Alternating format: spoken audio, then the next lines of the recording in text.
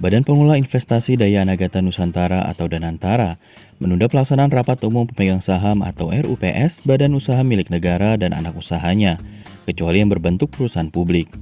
Lewat surat edaran per 5 Mei 2025, instansi tersebut juga menangguhkan kontrak jangka panjang yang signifikan, serta aksi korporasi seperti penggabungan, pengambil alihan, pemisahan, investasi dan divestasi, sampai ada kajian dari Danantara. Kepala Badan Pelaksana Danantara Rosan Ruslani menyebutkan, instruksi tersebut bertujuan mencocokkan target tiap perusahaan plat merah dengan Danantara. Ia juga mengungkapkan, instruksi tersebut bertujuan mengevaluasi BUMN dengan harapan operasi perseroan bisa lebih efisien. Alasan lain berkaitan dengan pemilihan pimpinan BUMN. Rosan mengatakan, Presiden Prabowo Subianto meminta direksi perusahaan plat merah ditunjuk berdasarkan talenta, rekam jejak karir, dan integritas. Patokannya, kata dia, sama seperti saat Prabowo memilih tim untuk menjalankan Danantara. Salah satu perusahaan yang sedang menanti lampu hijau dari Danantara adalah PT Bio Farma.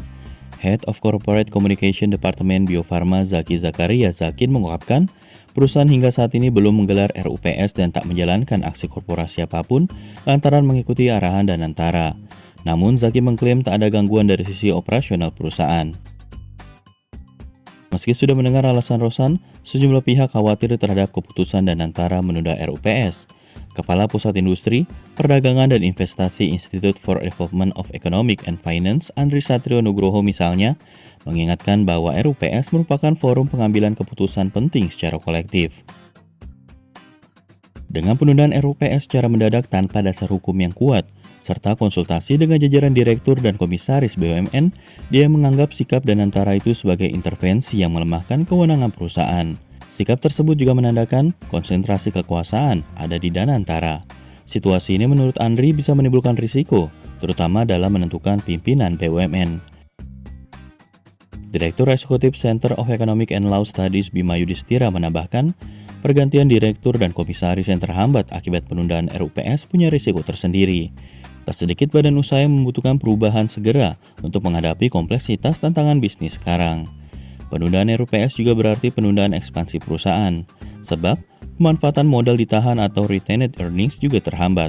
Selain itu, dividen BUMN yang akan digunakan Danantara untuk ekspansi bakal tertunda. Akademikus BINUS Business School Muhammad Ihsan Mojo mengatakan, instruksi penundaan RUPS di satu sisi mencerminkan upaya konsolidasi strategi dan tata kelola BUMN agar lebih selaras dengan visi pemerintahan baru. Namun, ada risiko yang timbul akibat penundaan RUPS terhadap perusahaan yang tengah merencanakan divestasi.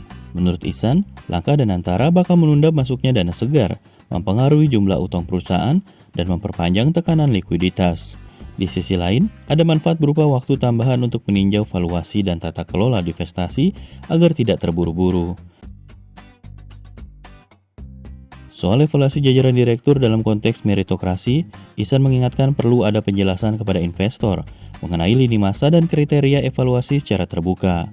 Meski hanya berlaku untuk BUMN yang bukan perusahaan terbuka, bisa jadi ada dampak turunannya pada perusahaan-perusahaan plat merah yang sudah melantai di bursa tersebut.